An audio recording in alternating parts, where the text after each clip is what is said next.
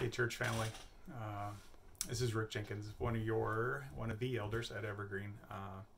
Matt asked me if I could take a few minutes and go over chapter 10 with you. I guess it's on Sunday, so happy Sunday to you all, and it's my pleasure to do so. Take a quick second and just give everybody an update on our family.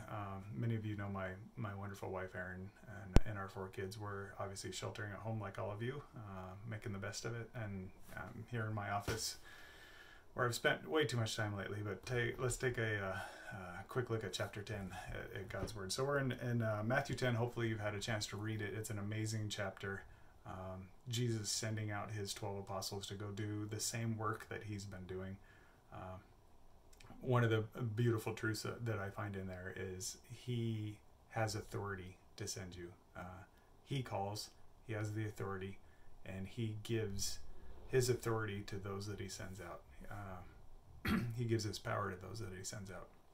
He's not sending them out ill-equipped or under their own power to go do something. He's sending them out to do what he did, which is just absolutely astounding and amazing. He tells them how they are to go out, not seeking payment, not seeking praise, not seeking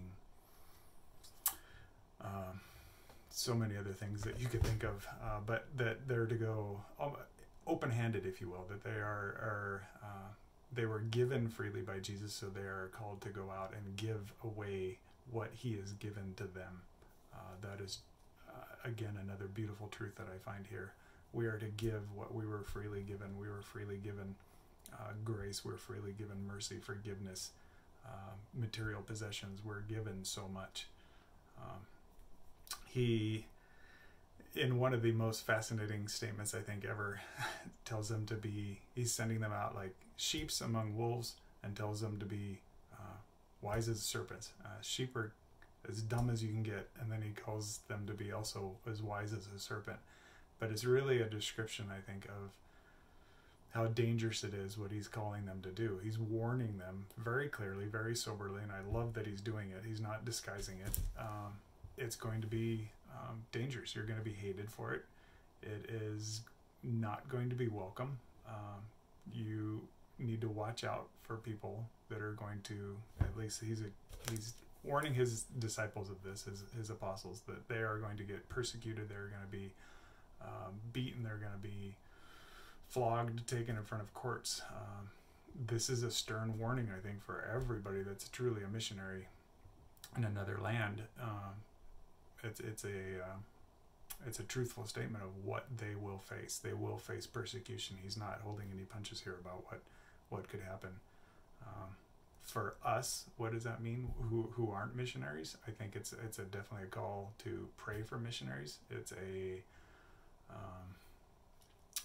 we can also reflect some of that in just being called to follow Christ, that we will be maligned with maybe family, like it says later on in here. He comes with a sword. He's not here to make peace.